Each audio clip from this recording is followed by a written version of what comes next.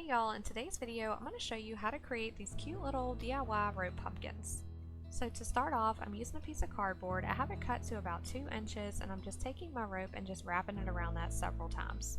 Now as far as the thickness of your rope, you can use any thickness that you prefer. I would say using thicker rope is a lot easier just because you don't have to use as much, but if you do prefer to use a thinner rope, you will just have to use a little bit more and just maybe make a few more bunches. So then we'll just take a piece of twine and we're just feeding it right underneath those strands, and then we're just going to tie it really tight to secure all those strands together.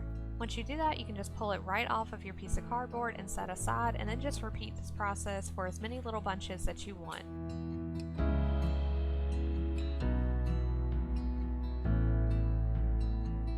I did a few other types of rope. I did a white pumpkin as well as a brown one just because I really like the boho rustic look when it comes to my fall decor. So I wanted to try a few different types just to see which one I like the best.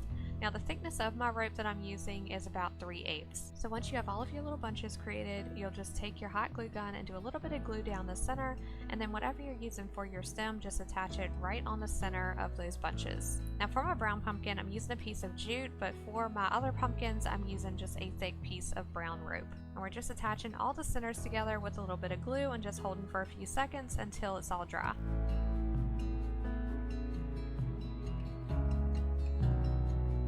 So I wanted to add a little bit more to it, so I took a piece of burlap and cut out a leaf shape. And then I just glued that right into the center of my pumpkin beside my stem. And then just to add a little more to it, I took a piece of twine and just tied it right around the stem to make a cute little bow. So you'll repeat this process as many times as you want for any types of pumpkins that you want to create. I thought it was a really cute idea, so I really wanted to share it with you guys.